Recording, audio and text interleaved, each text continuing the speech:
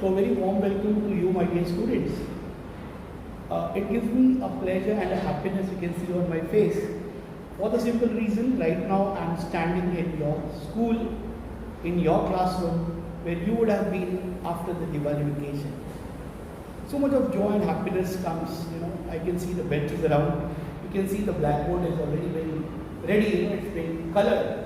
You can see here the smart board which is covered up so that when you are back, we can use this smart board. So we were all set for what called as for the second term, but as a matter of coincidence, that the government said that the students should not come to school, and we are here today, though I am in front of you right now through this online mode that is teaching you in the classroom. It gives me a different kind of experience altogether.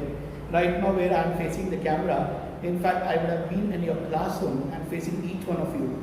We were all set up, we were all ready, with the requirements that was needed. But in this pandemic, COVID-19, let me tell you, my dear students, that you need to take precaution.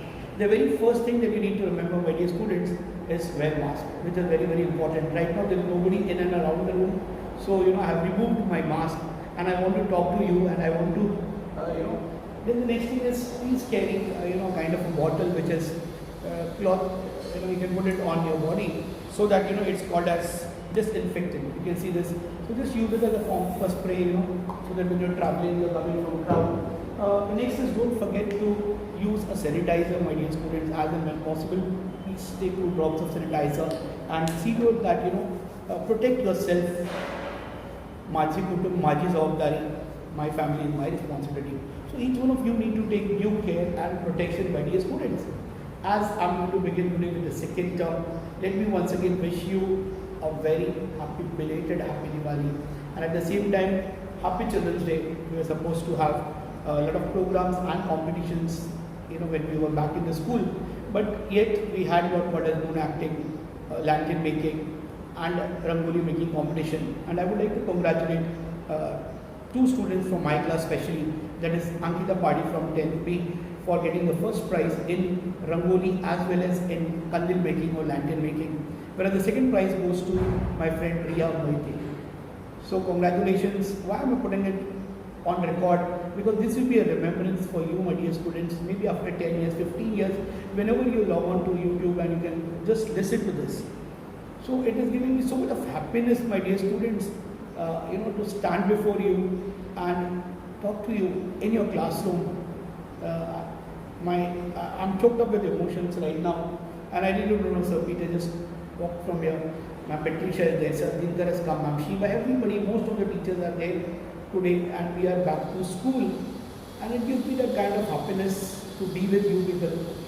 Before I actually begin my lecture, my dear students, I would like you to show your classroom where you might have been seated if we would have had a normal class rather not online.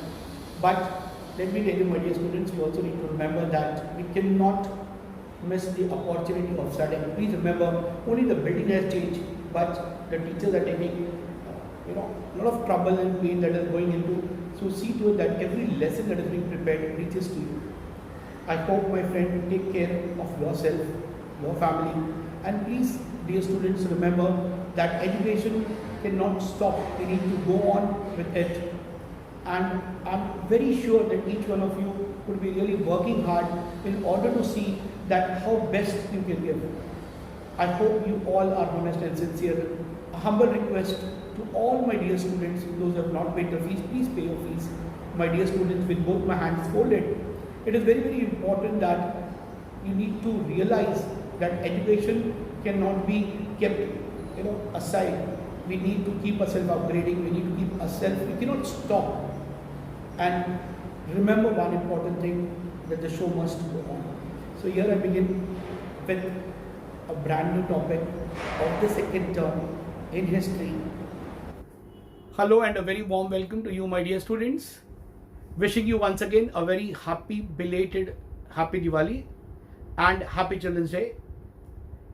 I might have been in a regular class today and I would have been teaching you the subject history and political science, but due to this pandemic and the instructions coming from the authorities that we are not allowed to call the students in the school, once again I'm here through this online mode. Let's not, debate. Let's not, as I said and I mentioned, that the education must go on. So, if you remember, my dear students, we have already completed 7 chapters in history and 3 chapters in political science. 2 plus 1, that is 3 more chapters I have to complete. I was eagerly and anxiously waiting for the school to start, and so that I could discuss with you. But as a matter of coincidence, it did not happen. Fine, that's okay. But here I am, and we are going to do today chapter number 4 of political science, that is social and political movement. Now, if you remember, a very simple strategy I said, we have chapter number 1 to 9, chapter number 4 and chapter number 6 is deleted of history, and chapter number 1 to 5 of political science, in which chapter number 5 is deleted. So the 4th chapter which I am going to do today is the last chapter for your board exam. So please remember, again reminding you, my dear students, that please don't forget to complete your notes. It's a humble request. Many of you are not writing. The day that we meet, my dear students, we will be in class face to face. The first thing that I'm going to do is check your book. So I want all the notes in your notebook, and that you're going to submit to me as a part of your project. Let me be very clear, many of you are still not watching my videos that are being uploaded. And I always say that whenever you have any doubt, please clarify your doubts. Kindly take down my phone number from your class teachers, and I'm very sure that they will give you. We are here to clarify your doubts. Now, I would not like to discuss a lot about your paper. I was just, again, as I said, I was waiting for the normal school to begin. But let's pray that everything, is back to normal, and I meet you class to class. So today I'm here, my dear students, beginning with chapter number 4, which we are going to talk about in the topic social and political movement. If you remember, in the 3rd chapter, I discussed with you about the political parties, their role, what essential duties that they need to do for the people. Now, please try to understand, my dear student, that when we talk about social movement, you need to go back to the Indian history, which is not there in your textbook. You need to understand that majority of the time, the people of India had to begin with the movement. Now, if I take you to back in standard 8, if you remember the 3 major movements of Gandhiji, where he started before entering into the national politics. If you remember, he started with the politics of Champaranya in Bihar. That was a movement against the Britishers for getting the rights of the farmers of Champaranya. The second, if you remember, the Kheda district in Gujarat, again the rights of the farmers. And the third one, the Ahmedabad textile mill workers. And when Gandhiji actively participated, when we are talking about the phase 1920 to 1947, you need to understand that this phase was where there were 3 national movements by Gandhiji.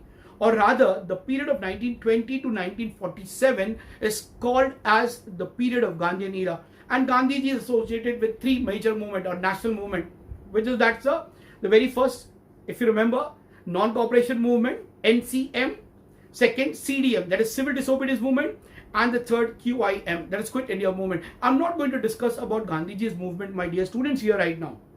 But why I am connecting you, because I want you to make you understand that the movements were essential in order to get the demands, the rights fulfilled of the people. Now, the very first question that I noted on the board, why movements, sir? Why do we need to have movement? It is a fundamental aspect of individual's life. And when you talk about in the terms of political science, it has an impact on policies. Whatever social change we want in our life, in our society, it is only possible, not always, but many a times through movement.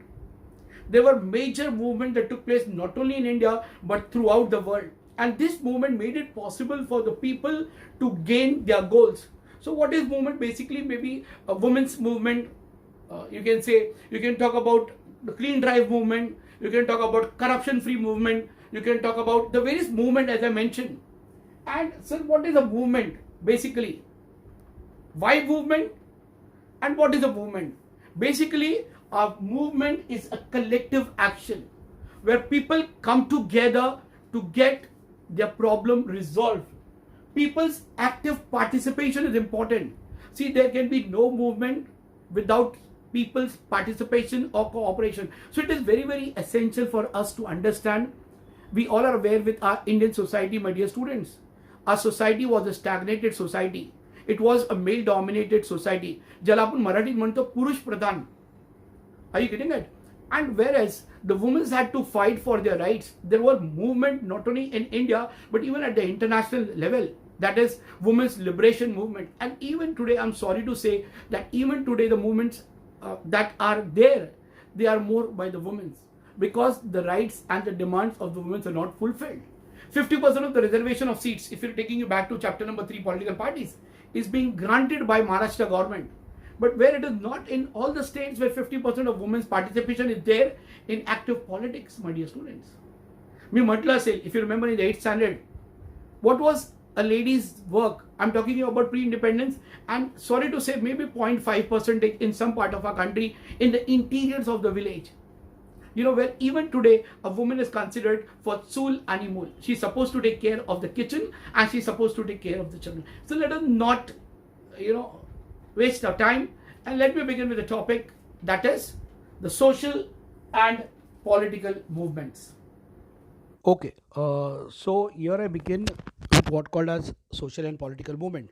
Now, my dear students, why am I showing you the textbook? For the simple reason, I already said that these movements were very important in the terms because they brought about a revolution in the society.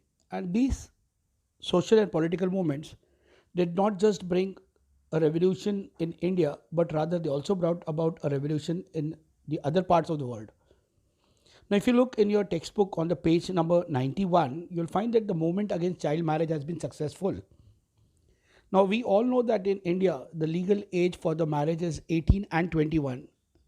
For the girls, it is 18, and for the boys, it is 21.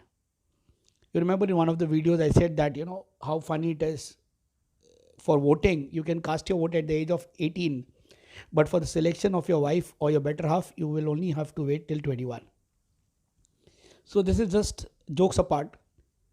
There were many movement against the child marriage, and let me tell you that it is showing that there is 50% reduction in the child marriage. I would go a little ahead and say that there is 75 to 80% reduction in the child marriage. Now, the movement was not only just related or restricted to what called as the child marriage, but even the workers in this movement worked very consciously. There were workers who worked for the movement against dowry. Now, dowry, if you see, is hunda, dahej in Hindi called as. Now, it is given a very sugar-coated word. They say, हम अपनी बेटी को दे रहे हैं. When they are giving dowry, the parents also say that, कि हम किसको दे रहे हैं? अपनी बेटी को दे रहे हैं. And the in-laws, when they take this dowry, they say, अरे हमको कुछ नहीं चाहिए, आप अपनी बेटी को जो देना चाहते हो दे दो. So this is the kind of trend that you can say, it exists in our country. So when you are getting married, my friend, it's a humble request, please don't take dowry. Be happy with the nauri that you get. So, the very important point here is that there was a drive that began at that time, or a movement that began. And today you can see that there are dowry cases, there are dowry death, you can say. But it has reduced to a large extent. Next, today we need to concentrate more, or we need to have a drive against malnutrition because of poverty and malnutrition. These are the two important problems. Rather, we need to take it on priority basis.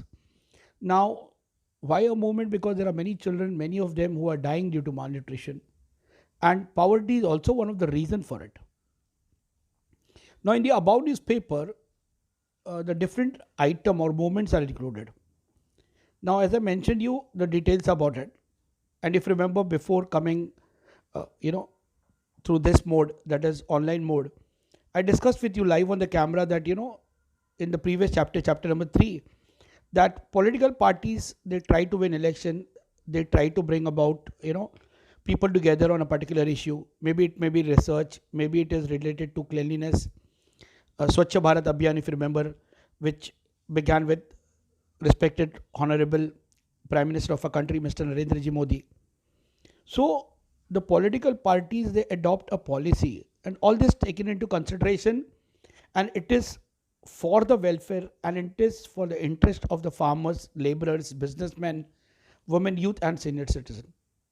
Again, why movement? I did mention that, the movement is very, very important. Why? Because it is in fact with the intention to bring about a change. And this change is for the welfare of the people. The people organize, and they try to come together on the different topics. Now such movements are very important in democracy. See, if all the social problems were resolved, you know by the government or by the people themselves, do you think we needed actually what called as a movement? But many a times these movements are not resolved, and that is where it takes a form of a movement. There are leaders, there are activists, who support this. And very important it is that they provide the government with varied policies as to what can be done, because they specialize in that field. Like for example, when there was displacement of the people, when this Narmada Bachao Andolan, if you get a chance to read it on Google search, please read it in detail. Now some of the moments would be remembered in depth, in detail, because of its achievement. Now people were shifted from their place, their lands were being taken in order to build a dam. And very important thing is that the people did not had any person as a leader, and here the leadership began, and the movement gained a vast momentum throughout the country. Now can you tell me which movement in India are actively working for rehabilitation of the displaced and to secure their rights or their livelihood? One example I give you, that is of Narmada Bachao Andolan. So this is very much about what why the movement, and what's the movement that we are going to discuss about. Why the movement? Because people come together, they try to pressurize the government, they try to get their problems resolved. And this is an, remember two words my dear students, this is an organized activity. I hope I'm clear. Let me take you to the next page, that is page number 92. So if you look at the page number 92, my dear students, you'll find that what is movement? Right in the beginning, before I began with the lesson, I said, it's a collective action where people participate, and it is expected that the people should participate because it is for their welfare. And it is in fact in the interest of people. Now, one such example can be pollution. So there can be a movement against it. Many states are working on it. Today we are having oxygen bars. I don't know how many of you are aware of this. Because the air is getting polluted, the government is trying its best. Now there is a beautiful ad I saw that day on the television, where the girl looks young, and suddenly when parents are going out for office, they both are taking a different vehicle, and it suddenly shows that she's finding breathing problem and she's become turned very old, and then it says that pure air is must. So maybe on alternate days you can take your vehicle, or maybe if you all are 2-3 people in the same area who are going together. So all these movements are very, very essential, my friend. The main objective is that they are focused, and they aim to create not only just awareness, but they aim to create a result out of it. And one of the biggest movement, if you remember, was organized by Anna Hazare. Along with him, Mr. Arvindji Kejriwal was also there, and today he is the Chief Minister of Delhi. Corruption-free India, what we were talking about. But yes, we cannot say that 100% the corruption is wiped out from a country. But yes, to a great extent, there are organizations, there are people, there are movements, which are gaining momentum in the society. People are becoming aware of their rights. Now, the main objective of the movement, that is a strategy of agitation, is decided by its leader.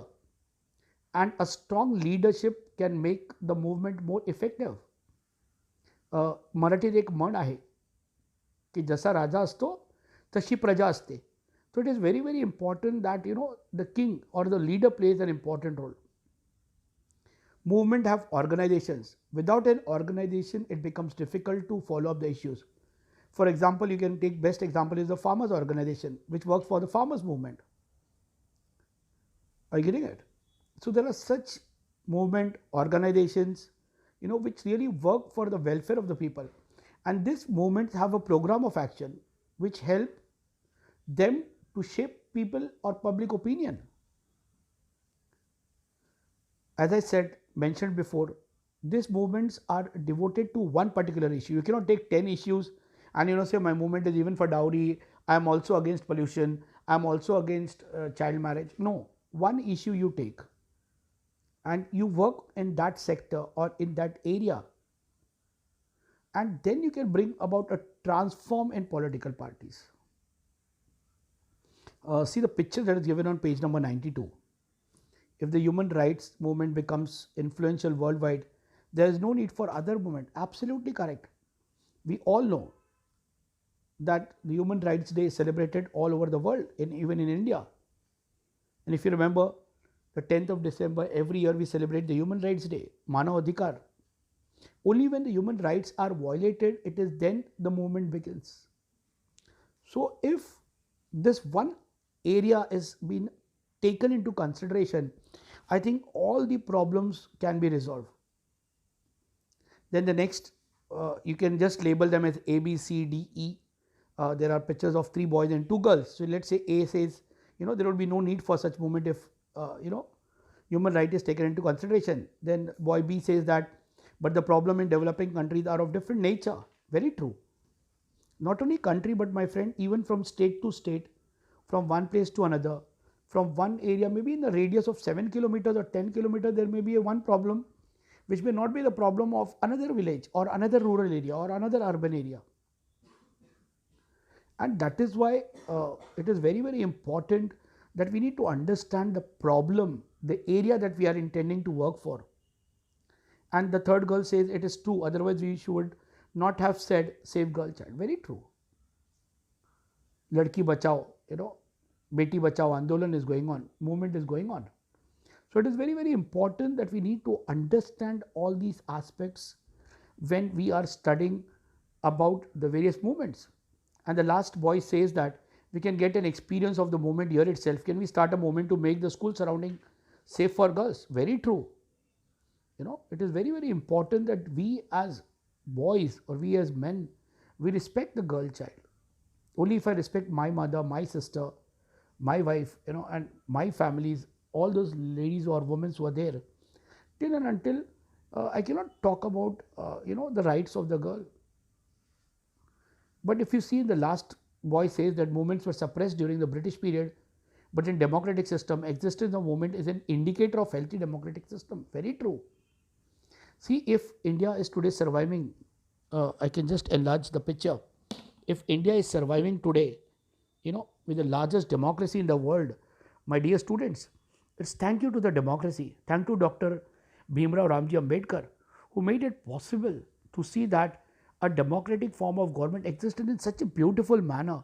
And let us be proud, my dear student, that India is the only country in the world which not just practices, it puts into practice the real democracy, my dear students. So I hope this concept is clear to you.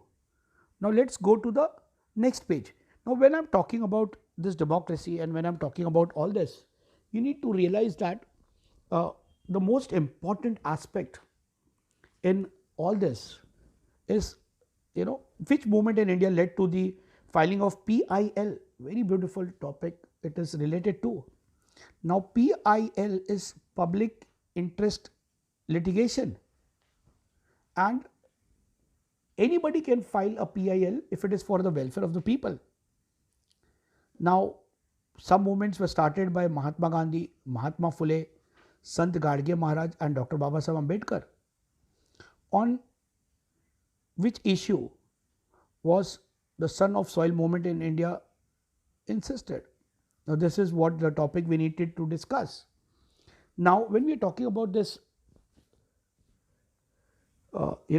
son of the soil, we need to understand that this was also one kind of the movement which we really need to care for.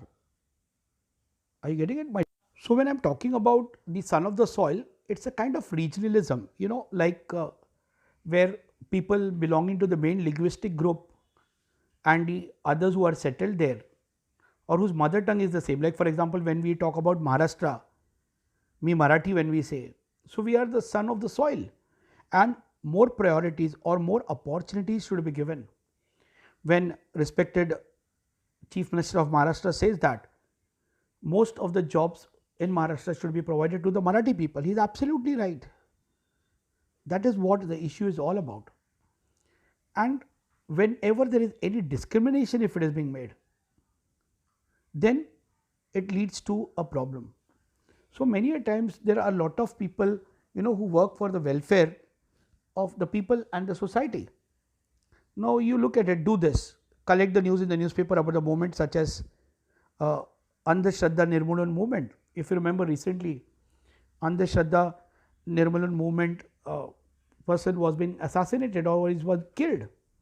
So very very important is that we need to understand as to what problems a country, a society is going through, and only when we realize the problem that the society is going through, we will understand the nature of the movement. There were movement for the pollution of rivers, movement against female foeticide, not in my name, which recently became popular because of an actress. I don't want to go in detail about it. Now, if you look in your textbook, it says civic problem need not originate only in the social sphere. Yes, very true. Problem can be in political sphere, it can be in economical sphere, it can be various top issues, as I said. When we are talking about India and especially about Maharashtra, if you remember, the social reform movement was started in our society, and the society started getting modernized. Today, why people love Maharashtra, why people love Mumbai is one of that we are with modern thinking, modern values. And there were many such movements, social movements, like for example, protecting the right of the citizen, right to vote, minimum wages, and economic security were the focus of political and economic movement. And one of the greatest movement, if you remember, the Swadeshi movement. It is an important economic movement, my dear students. So all these movements, though may not be able to resolve the problem of the world, but at least wherever these movements have taken place, they were very much responsible to bring about a drastic change in those regions or those areas. And when you are talking about this movement, let me take you, to the tribal movement, my dear students. Who are the tribal people? The Adivashi people. They were deprived of the right to livelihood. I'll take you back maybe 200 years back. The tribal people were allowed to cut the trees. They would cut one tree and it would take months, sometimes years together to cut them into small logs of wood, sell it in the market, you know, get some source of income, and then they would manage and run the family. But what happened slowly and gradually, the things began to change. And there was a tribal uprising in Kollam from Chota Nagpur. This was there in 8th standard, if you remember. We did discuss about it in detail. There was Gond from Orissa, the Kolis and Bhilas and Ramoshis from Maharashtra, Santal and the Munda from Bihar, who are right now the part of Jharkhand, if you know. The tribal struggle had continued since those years. The tribals in India are facing several problems, let me tell you, my dear students. They are denied of the rights over forest. They are denied of the rights of livelihood. They are not allowed to collect the products of forest. And also these the tribal people should be given an opportunity to use the resources of forest for their livelihood, because they do not harm. In fact, they are the protectors of forest. If you ever get a chance to read or know about the Chipko movement, it's my humble request, it's a homework you can say. Maybe when I come to class, we will talk about what is Chipko movement. It was against the movement of the tribal people in order to save the forest or cutting of trees. So, whether the movement has been successful or not depends on the kind of the leadership and the kind of the issues that you take over. Now, you all are aware that even today, though we are in the 21st century, the problem of farmers is not resolved totally, my friend. It was this pandemic that we realized the importance of farmers. Let me tell you, my dear students, each one of us made an attempt of running back to our villages. Even if asked today, majority of them are not willing to come back to Mumbai because the life in village or in rural area is different. And during the British period, the farmers had organized due to the anti-agriculture policies of the British. Now, what was this anti-agricultural policies? If you remember, again, 8th standard I'm taking you to. They were forced to cultivate cotton. They were forced to cultivate indigo. They were forced to cultivate cash crops. And you remember one of the greatest moments in the beginning, I said, the Champaranya Satyagraha, which began, by Gandhiji. And this was the first movement of Gandhiji against the revenue collection. And the farmers' movements were inspired by the thoughts of Mahatma Phule, Justice Ranade, and Mahatma Gandhi. Due to some reforms in agriculture, the tenancy law, the law relating to tilting of the land during the tenure of late Prime Minister Mrs. Indira Gandhi, many people from urban areas started migrating to the rural areas because the rule came that whosoever is tilting the land will become the owner of the land. And who will forget the green revolution of the farmers? In 9th standard, you had the entire chapter on green revolution, if you remember. It became active and effective. Through green revolution, it aimed at increasing agricultural production and achieving self-sufficiency. If you remember, our late Prime Minister, Lal Bahadur Shastri, when he gave the slogan, Jai Jawan, Jai Kisan, and later on, Atal Bihari Vajpayee ji, our late Prime Minister, where he added to it, Jai Jawan, Jai Kisan, and Jai Vigyan. So, thank you to all these great Prime Ministers, thank you to all these great leaders, who actually were responsible to bring about, I would say, a drastic change in the mindset of the people, and believe that the movement can, get the demands fulfilled. Now, let's go to page number 94 if you see, my dear students. Now, when we talk about, food grains, when we talk about how the society was divided between the rich farmers and the poor farmers, the dissatisfaction. Even today, my dear students, the agriculture production that is being done, they are not given appropriate price, PRICE, not PRIZE. Many times the farmers have to actually throw away their production.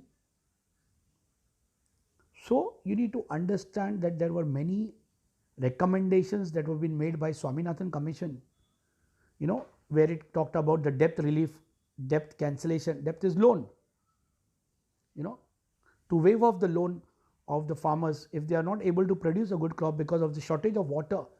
Maybe there is no rain. And once again, even in Maharashtra, there is a movement going on by the farmers demanding for the rights. What rights they are demanding for? That the farmers' loan should be waived off. There are Shetkari Sangatnas, Bharatiya Kisan Union, All India Kisan Sabha, again of the Indian National Congress. They are some of the important farmers' organizations in India, my friend. Now, the very important question is, name some of the policies that were started by the government for the welfare of the farmers of landless laborers. So, in terms of the farmers and the landless laborers, recently Narendra Modi government has intended, Pradhan Mantri Kisan Samman Nidhi. It is also called as PM Kisan. And it involved in 2019-20 the interim budget for the welfare of these people, that is for the farmers and the landless laborers. So you can see that how the government is working for the welfare of the farmers, because they are the backbone of Indian society. What was it? There will be a retrospective price, there will be a support scheme. The farmer would be paid the difference between the minimum support price and the market price for a product. So all this has been taken into consideration, my dear students. And if you remember, our finance minister, Mr. Piyush Goyal ji, he also announced an income support scheme wherein the small and marginal farmers will be provided 6,000 rupees per annum, that is per year. Now, why? Because these farmers do not have anything to cultivate. How they would bring up their wife, their children, and and it was according to the size of the land. See, I don't want to take you into the detail and depth of it, my dear student, but just providing you with the information. The recent budget of 2019 and 20, it sanctioned 75,000 crore for this scheme, which was initially just 20,000 crore in the year 2018-19. So you can see, even the government is realizing that the farmers and the uh, laborers should be taken into consideration. And now many political parties, in fact, are working for the welfare of the farmers and the landless laborers.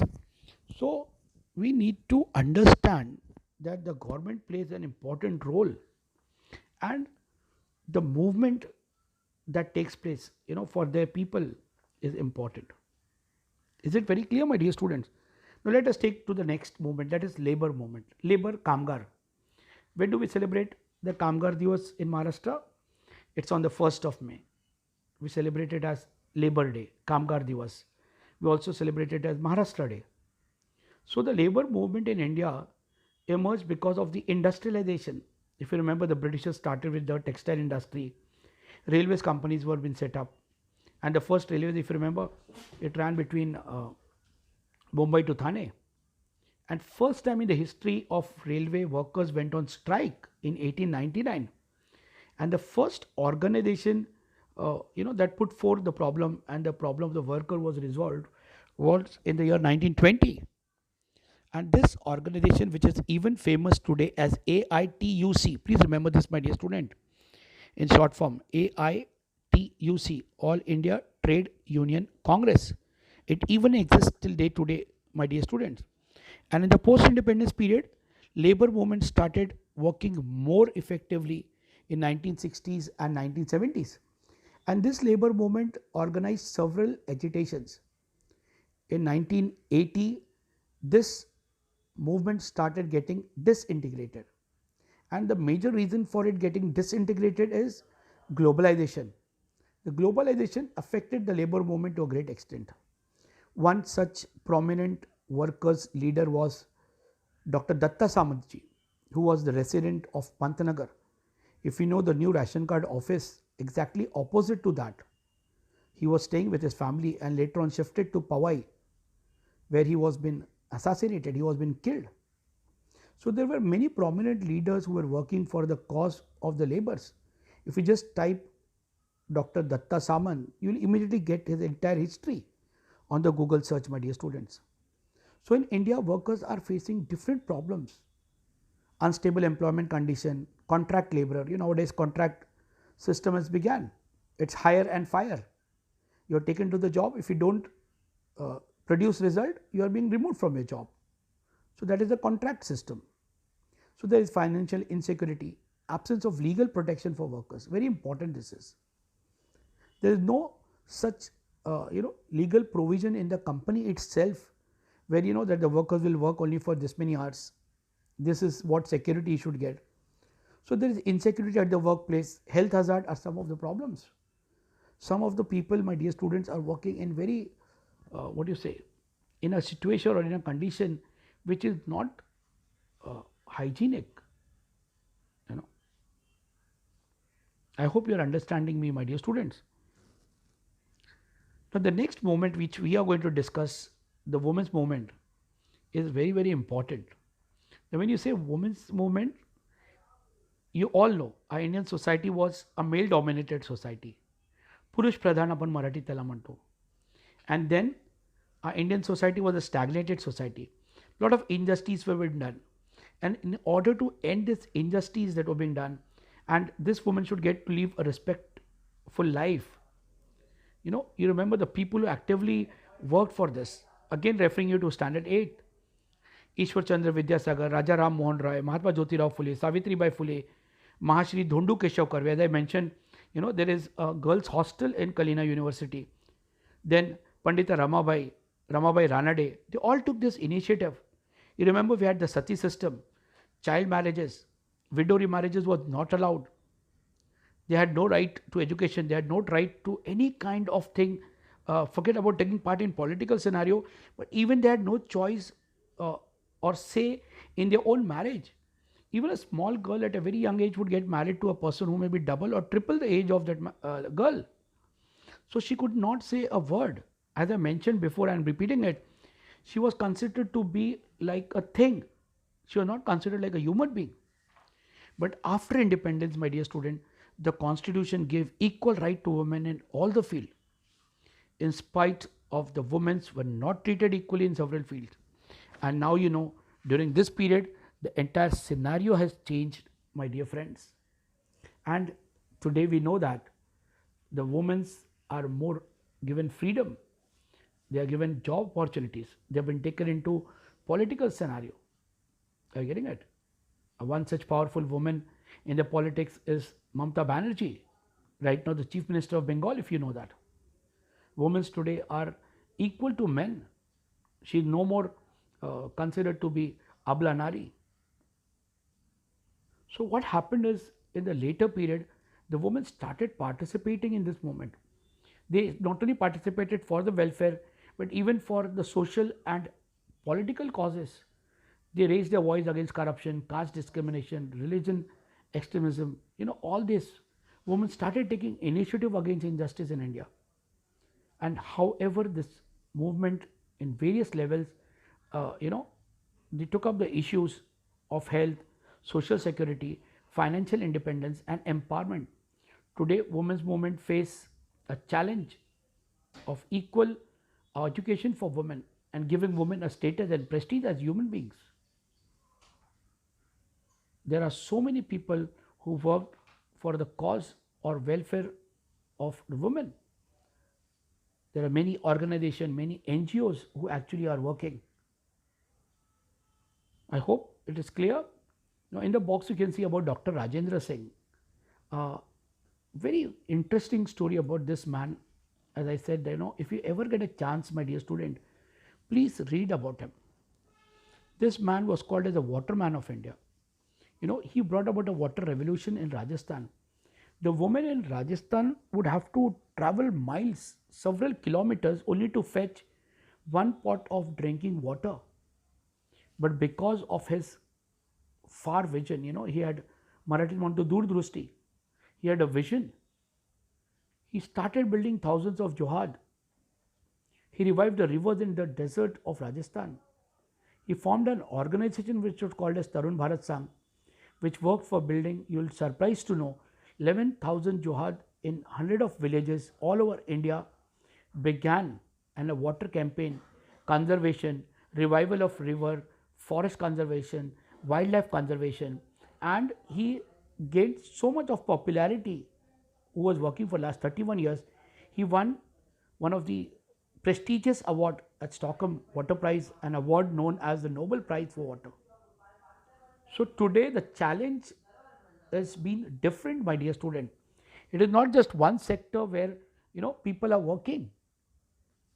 People are today having movement at various levels. Now, who is not aware of it? I should in fact not speak on this topic. Environment is one of the burning issue today. Because of COVID-19, this movement actually, I would not say had come to a standstill, but yet there are many people who are working for the environment. Are you getting it, my dear students? The degradation that is happening. This is not a national issue today, my dear children. Environment today is an international issue. And there are various aspects of environment.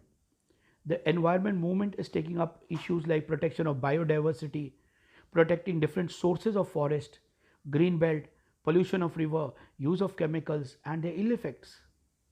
So all the movement, though they began at a very small scale, though they were restricted maybe to a particular region or a particular area, but today the scenario has changed, my dear students. And the most important one, the last one, is Jago Grahak Jago. We all are aware with the consumer movement. Now, this Consumer Protection Act came into force, into existence in the year 1986, my dear student. This movement gained a broad momentum objective. It is believed that uh, you know it not only resolves the problem of adulteration, increase in the cost of item, fraud in the weight system, but it also brought about a measures where the consumer had the right to sue the people to the consumer court. Today, whenever you buy any product, even if you are traveling by railway, no bill, no payment. So ask for a bill, my dear students. Are you getting it? The consumer were being cheated many a times, but today consumer is the king. The consumer can fight against the company. Why? Because the different kind of frauds that were being done. The people's participation in public life, the post 1980 period or movement are called as neo-social movement, as the nature is different from the earlier movements. And these movements are issue based. You remember in the beginning only I said that every movement needs to have an issue, and they need to see as to how they can resolve the issue. It means that they try to organize, get the mass together, people together. And what do they try to do? They try to bring about a change in the Indian society. They try to bring about a change through the movement. And once the goal is achieved, we cannot say that the movement is totally closed down, but we can say that as and when the need arises, these movements are taken as an example for the other movement. I hope your concept is clear, my dear student. In the next chapter, we will study about the challenges before democracy. But let me remind you again, this chapter is not there for your board exam. I said in the beginning, there are only 4 chapters of political science this year for your exam, that is 2021. So I hope your concepts are clear. If you have any doubt, please feel free to take down my number and call me up. I'm sorry to say, my dear students of standard 10th, I always say this, apna time aayega. When I am in the class, I'm going to ask each one of you, what did you follow? What was the chapter that I discussed? What was the examples that I gave in a particular topic? All these questions I'm going to raise it. We have 2 more chapters to do in history.